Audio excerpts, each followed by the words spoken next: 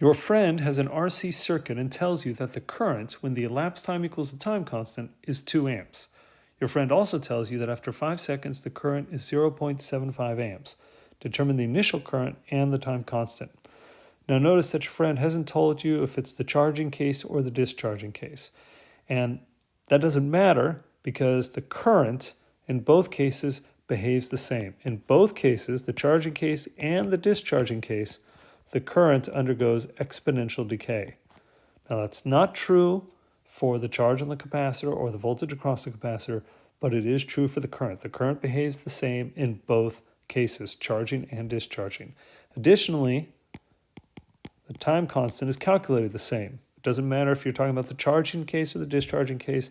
The time constant is R times C, the product of the resistance and the capacitance. Now in this case, we are told that when T equals tau, the current is 2 amps. Okay, so plugging that into the formula, 2 equals I initial. This is going to be E. So T is, instead of being T, it's going to become tau. So, of course, tau over tau, that cancels. And so I'm left with, it just becomes, well, tau over tau becomes 1, but then I've got the minus sign in front, so this is E to the minus 1.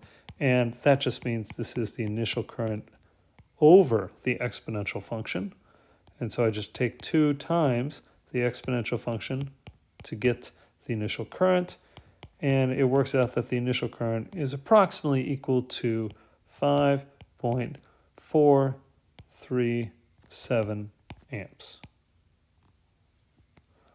So that's the initial current. Now let's do the second part, where we are trying to figure out the time constant. So in the second case, we're told that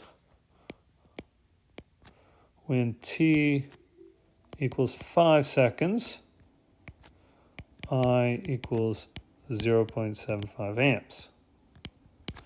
Okay, well, let me write the formula down again. I equals I initial, e to the negative t over tau. Okay, I is going to be 0.75. I initial, I just solved for that. That's the 5.437. And then I've got e to the negative 5, it was 5 seconds, over tau. Okay, well, I'm going to take 0.75 and I'm going to divide it by 5.437. That's going to give me e to the negative 5 over tau. And now what I have to do is I have to take the natural log of both sides. So at this point, I need to take, let me just write this out in all its glory, the natural log of 0.75 over 5.437.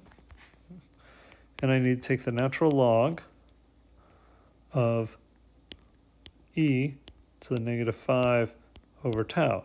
But taking the natural log of the exponential function just gives us the power.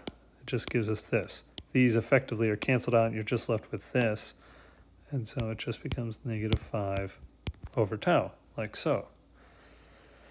So if I'm solving for tau, that means I'm going to do negative 5 over the natural log of this big, ugly looking fraction.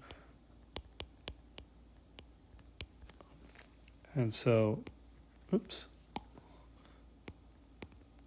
just plug that into the calculator.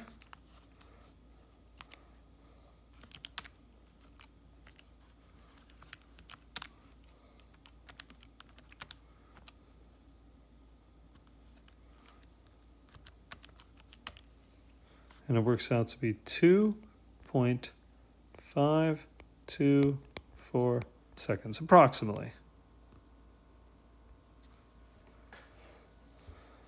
And there you go.